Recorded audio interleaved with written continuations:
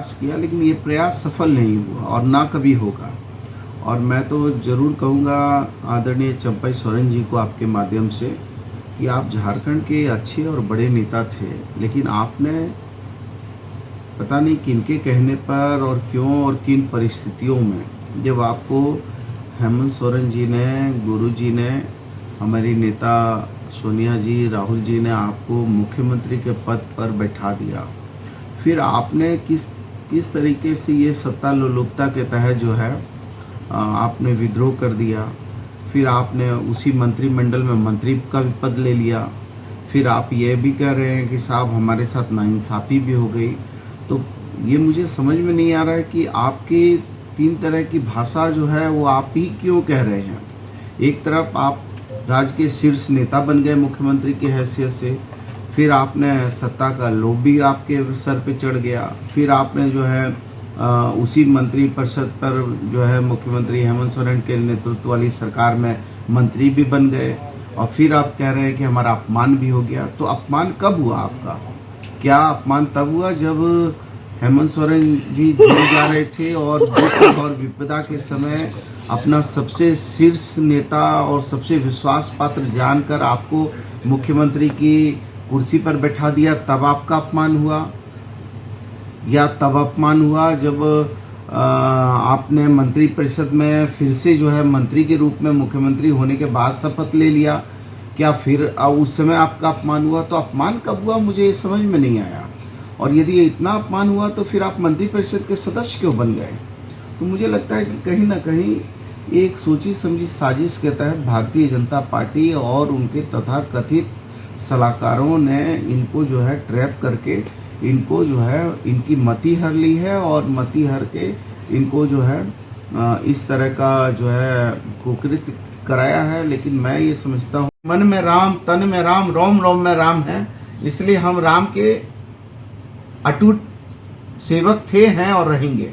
ना प्रवक्ता हूँ और ना मेरा अपना इंडिविजुअल सोच है, और ना ये मैं पार्टी लाइन पे बोल रहा हूँ, क्योंकि मैं मंत्री परिषद का एक सदस्य हूँ और मैं काफ़ी दुखी और इस जो है प्रकरण से, जिस तरीके से आदरणीय चंपाई दा ने जो प्रकरण किया, इससे कहीं ना कहीं आहत हूँ।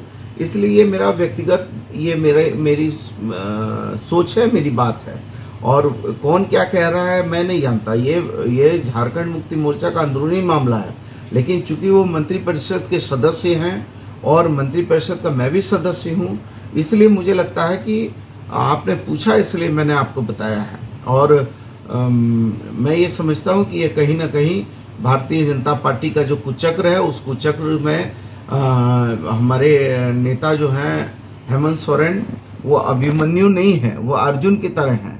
अभिमन्यु को इन लोगों ने ट्रैप कर लिया था, लेकिन अर्जुन को ये ट्रैप नहीं करने पाएंगे। अर्जुन जो है सारी जो है इनके चक्र को तोड़कर भी विजेता बना रहेगा। ये सोनिया गांधी जी, राहुल गांधी जी, मल्लिकार्जुन खड़गे साहब, मीर साहब का सानिध्य है, और हम सारे लोग एकजुट हैं, और लाख कोशिश के बावजूद भी पानी में लाठी मारकर पानी को जुदा नहीं किया जा सकता है। कई और भी ये देखिए, ये गॉसिप होती है, सस्ती महंगी बिकती हैं अफवाहें बाजारों में, मानवता का दम घुटता है चांदी की दीवारों में।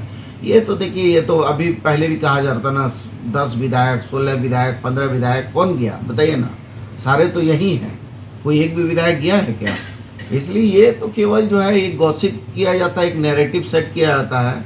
कि आपने देखा होगा कि चिड़ीमार जो है पक्षी को पकड़ने के लिए पक्षी को पिंजड़ा में बंद रख के पक्षी को जो है दाना डालते हैं पकड़ने के लिए।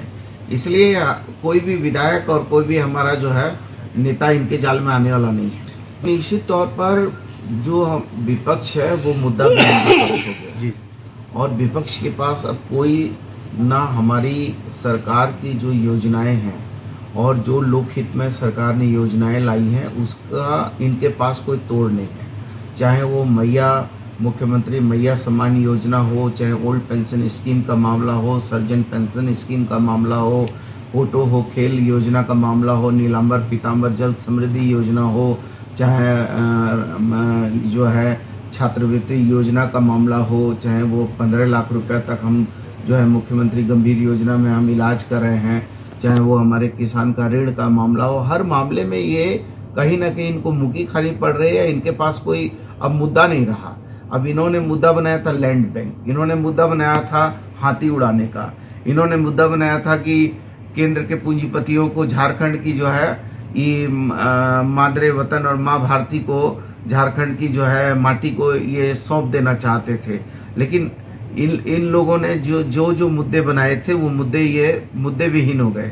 इन्होंने SC/ST के कानून को तोड़ने का प्रयास किया, इन्होंने जो है संविधान को तोड़ने की बहुत सारी साजिशें रची।